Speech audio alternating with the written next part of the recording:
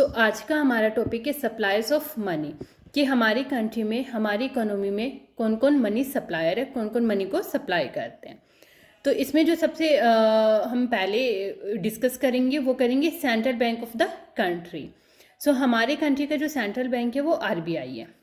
हमारी कंट्री में हमारी इकोनॉमी में जो भी मनी सप्लाई होती है उसको कंट्रोल और रेगुलेट जो करता है वो आरबीआई है। आरबीआई मनी सप्लाई को कंट्रोल और रेगुलेट करने के लिए बहुत सारे टूल्स यूज़ करता है, जैसे repo rate, reverse repo rate, bank rate. इन सब टूल्स के थ्रू वो मनी सप्लाई को कंट्रोल भी करता है और रेगुलेट भी करके रखता है।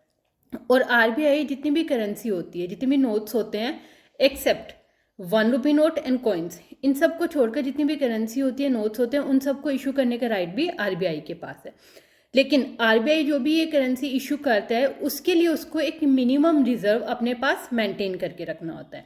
और जो ये मिनिमम रिजर्व होता है वो 200 करोड़ रुपीस का होता है, जो वो गोल्ड की फॉर्म में और फॉरेन सिक्योरिटीज की फॉर्म में अपने पास रखता है। जो गोल्ड की फॉर्म में वो अपने पास मिनिमम रिजर्व जो रखेगा वो 115 रुपीज़ करोड़ की वैल्यू का रखेगा, और जो फॉरेन सिक्योरिटीज, फॉरेन करेंसी की फॉर्म में वो अपने पास रिजर्व रखेगा वो 85 करोड़ रुपीज़ का रखेगा।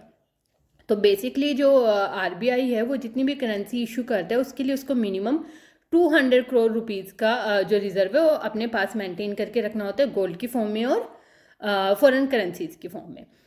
Next is commercial banks. जितने भी कमर्शियल बैंक्स हैं वो सब भी मनी सप्लाई में हेल्प करते हैं। मनी सप्लाई बेसिकली एक मनी सप्लायर की फॉर्म में काम करते हैं, लेकिन इन बैंक के पास नोट्स और कॉइन्स इशू करने का राइट नहीं होता है।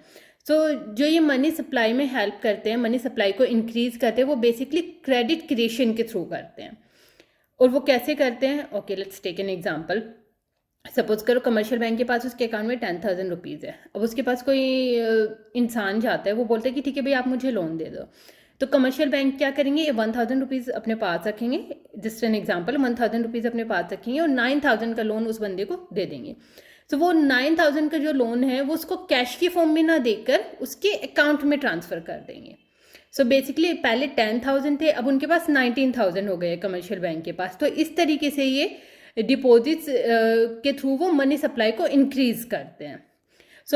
Basically commercial bank indirectly money को क्रिएट करते हैं। Next is government. जो मिनिस्ट्री ऑफ फाइनेंस है, मिनिस्ट्री ऑफ फाइनेंस के पास ये राइट है कि वो 1 रुपी नोट और जितने भी कॉइन्स हैं, 1 रुपी कॉइन, 2 रुपी कॉइन या 10 रुपीज़ कॉइन, इन सबको इशू करता है। ये जो तीन है, आरबीआई, कमर्शियल बैंक और जो गवर्नमेंट है, ये बेसिकली हमारी इकोनॉमी के मनी सप्लायर हैं।